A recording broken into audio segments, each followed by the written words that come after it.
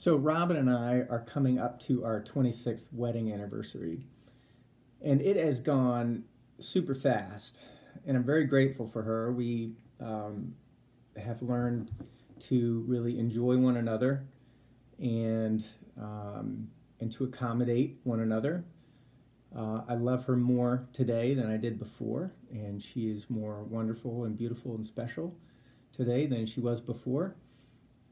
But you learn to accommodate one another's requests and lists of things that that person loves and maybe even hates, right? You get requests all the time.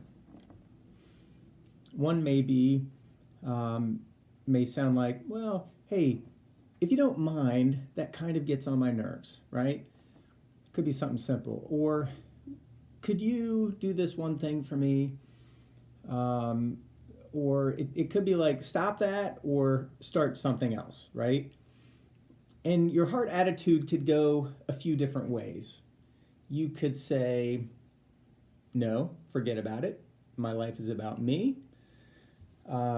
You could kind of be manipulative about it and say, okay, and give like silent treatment, right?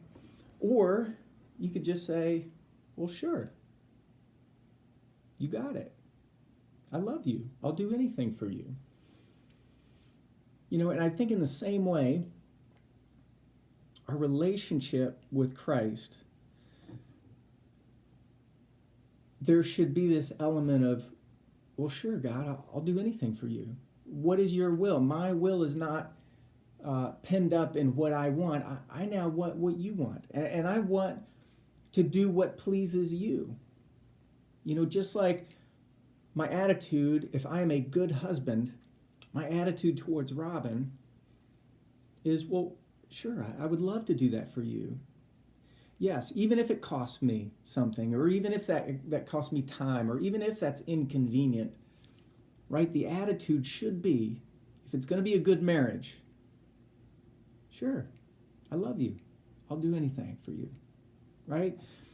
Now, in a human relationship, you cannot fulfill everybody's requests or desires, and we're not meant to.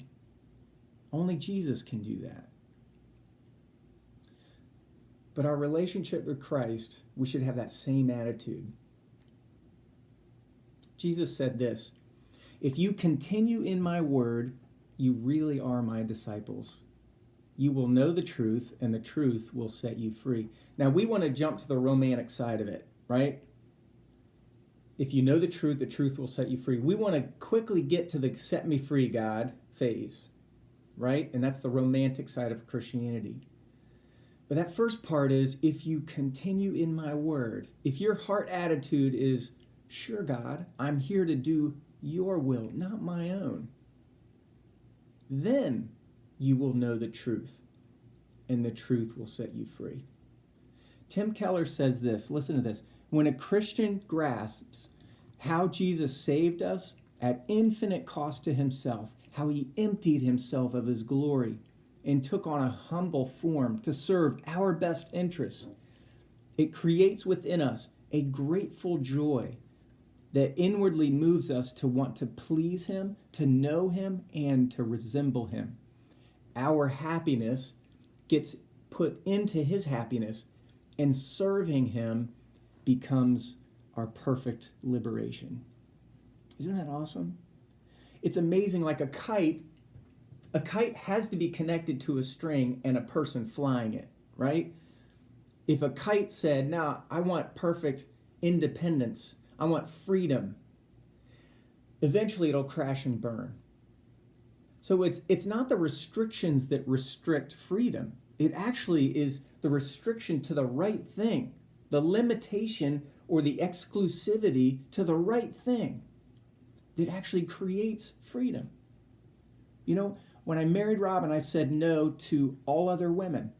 Not that they were lining up, but I had to say no to all other women. It was exclusive. It was exclusively her for the rest of my life. One woman for the rest of my life. That's not a terrible thing. That's a wonderful thing. It connects me to her, and we can go deep into one another's hearts and souls and lives. That's where the joy and the freedom comes. Same thing with Jesus. Same thing. Following God's will is not restrictive.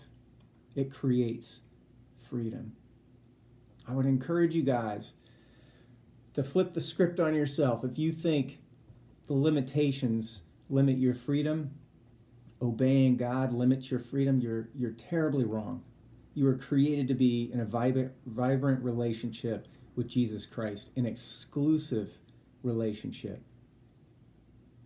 And that's where the freedom comes. I hope you're encouraged by that. God bless.